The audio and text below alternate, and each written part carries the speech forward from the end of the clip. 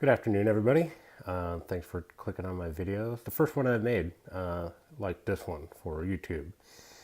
But I thought I'd share with you guys because I found these helpful when I was shopping around for this.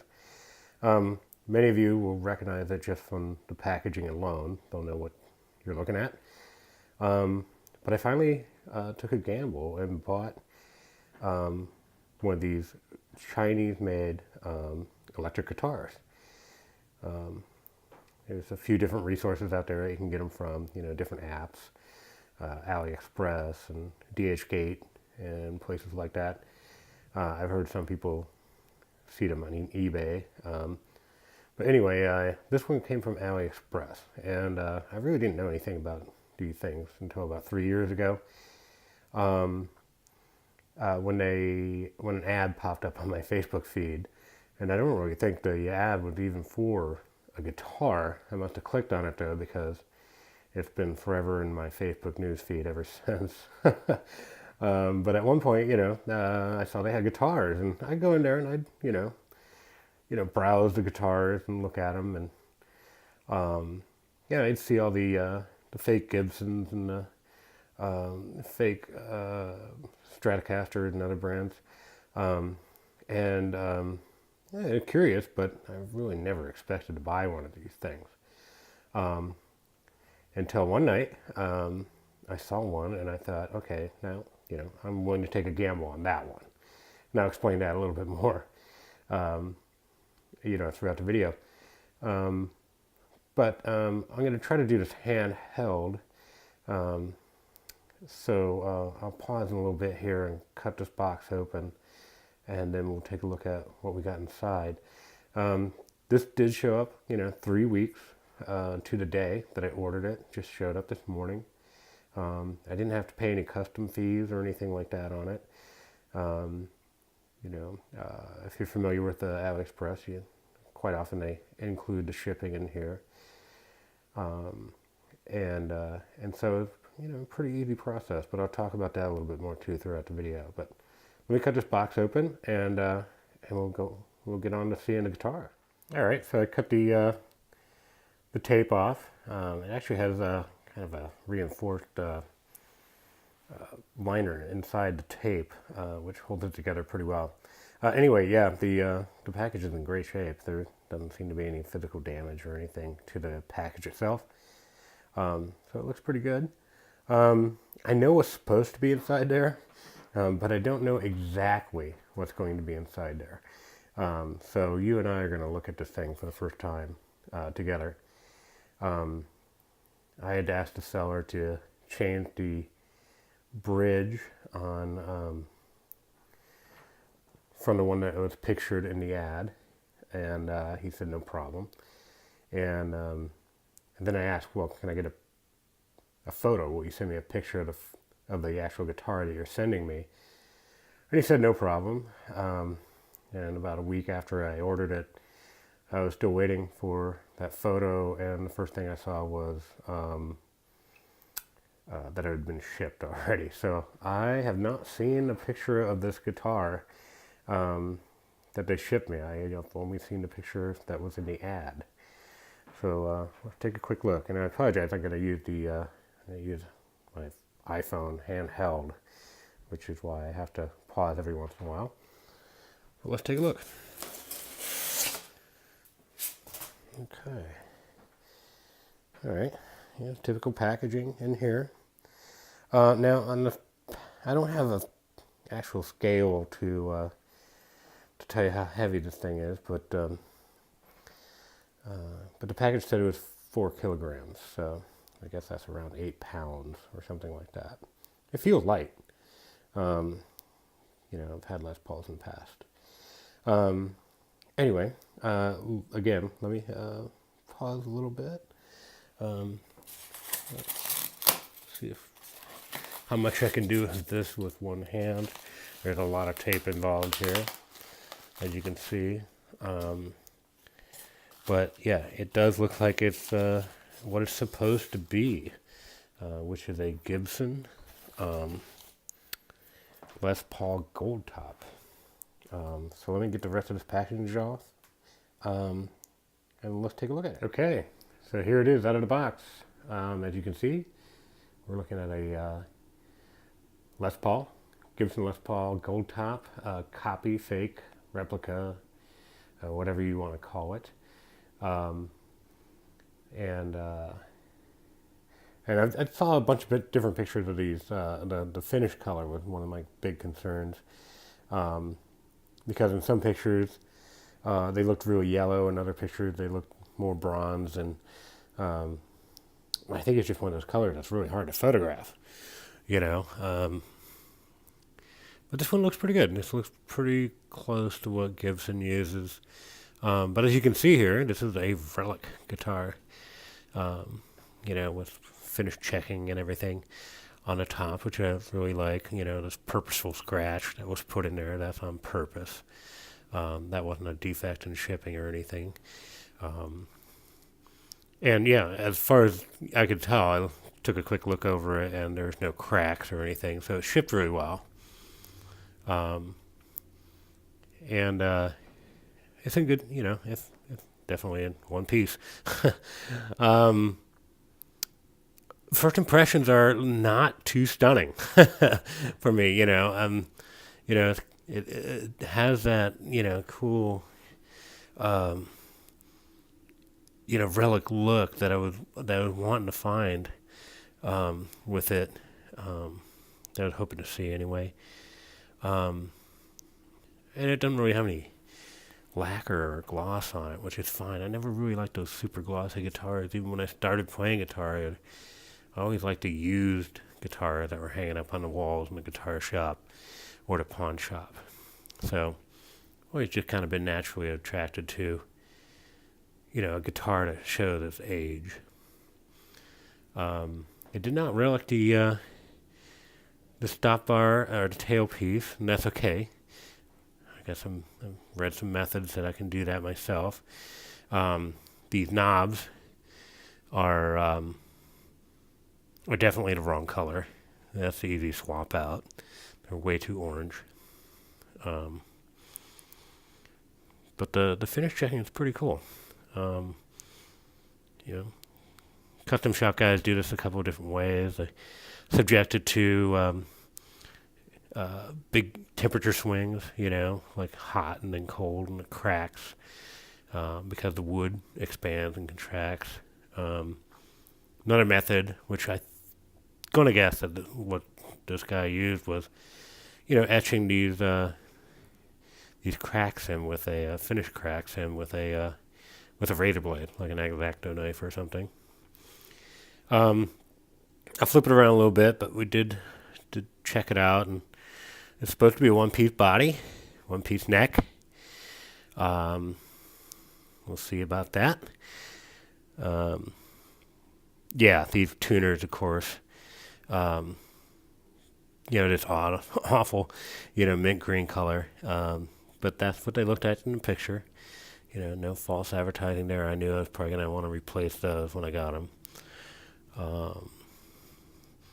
Gibson logo looks okay. Les Paul standard truss rod cover, which tells you, well, it's one of the things that tells you that this is not a replica of a 1956 Les Paul. This is a replica of a reissue Gibson 1956 Les Paul. So there are some certainly telltale things, but you can tell there's not really, you know, a real 56 Gibson. There's plenty of evidence here that tells you it's not a real Gibson at all. One of the things the seller promised that I did not get, and I'll have to contact him and see what this is all about, is that it's supposed to have fret bindings. The binding is supposed to go up around or over the ends of the frets. It's not that big of a deal, especially when you're dealing with a vintage guitar, because it's probably been refretted at some point along the way if you got a real vintage. But, you know, it was kind of nice extra touch that I was expecting. It's just not here, so it just didn't happen. the finish is what it is. No really pointing out any real imperfections on here. It's supposed to be imperfect.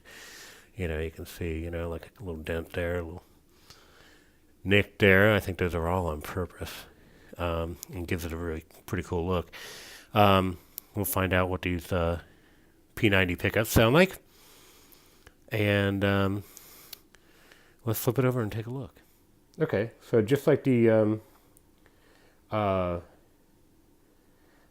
color on the top, I was curious to see what kind of wood grain I was going to get. I saw a lot of variations in the pictures of what this mahogany wood grain would look like, and I actually like the grain pattern. It looks pretty nice, and this is another indication that this is not an actual 56 or a replica of a 56, because the color was a little darker on those, on the originals, than we have here. This is really light compared to the ones that I've seen. But yeah, I did look around, and as they promised, it is, and it does look to be a one-piece solid body. And the neck is also one piece. There's no joint on the heel, no scarf joint on the neck. Doesn't have a serial number, and that's fine. The pictures showed it having something stamped on it, but I'm not trying to convince anybody that this thing is real.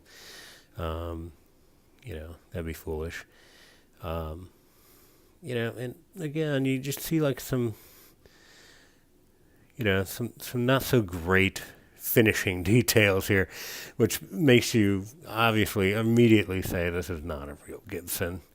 You can see the back plate here. It's just not fitting really well, and a big gap there.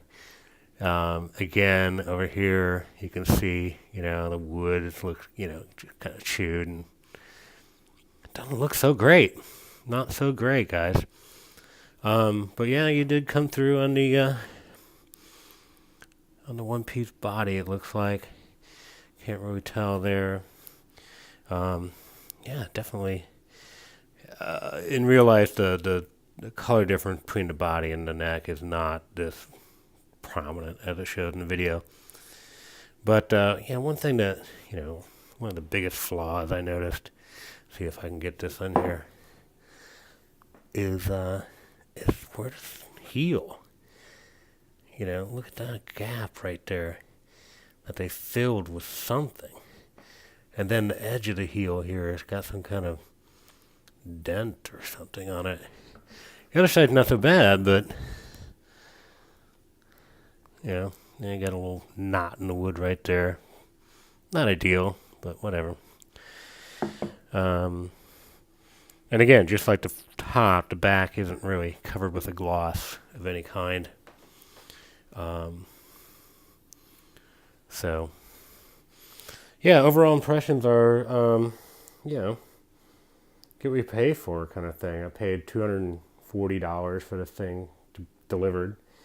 Like I said earlier, it came 3 weeks to the day from my delivery, and or from when I ordered it. And I never expected to compare this to a real Les Paul.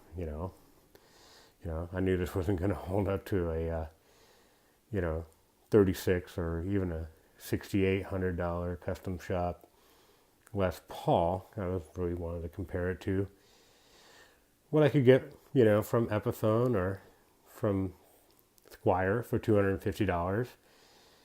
And, I just don't know if it's worth it, to tell you the truth. I really just don't. Let me flip it over again and take another look at the top. So, yeah. So I asked the guy about the fret bindings and that heel joint, and we'll see what their customer service does for me on that. And I don't know if I'm going to be actually returning the whole guitar, or, we'll see what's happening. But pretty disappointed with some of the finish quality and, just the outright misinformation about the frets, bindings, like I said, not a big deal to me, but they say it was going to be on there, and I kind of expecting it. But yeah, I don't condone buying these things at all. I mean, obviously, this is a violation of United States copyright and patent laws to put their logo on this thing. But the reason I had to get it was because I actually did own a real 1956 Les Paul. I was only 16 when I got it. And that was a long time ago. I'm not going to tell you my age. Yeah, I just bartered some stuff for it. I think I traded an amplifier and $60 or something for a real 1956 Les Paul. The only problem is it had a cracked heel on it. Somebody had damaged it. So that was the one that got away. There was always the guitar that I wish I'd never sold. But I did rather quickly, really, to tell you the truth. And I've always regretted it. And so when I saw this online, I'm like, oh my gosh, I can get some of that back. I knew it wasn't going to be the quality of a 56. And I knew it certainly wasn't going to be the value of a 56 Les Paul. I thought it might satisfy some of that nostalgia that I had for it. So anyway, I might do a follow-up video on this and tell you what the seller says about the things that I'm not so happy about. But hopefully this has been kind of informational for you guys who are considering buying one of these things. There's lots of videos out there. Some people have had really good experiences. Some people have had bad experiences. Mine's kind of in the middle right now, I guess. I still have to check the frets and see if everything plays well. But for now, this is what I got to show you guys. So, hope it helped. Have a good afternoon. Talk to you later.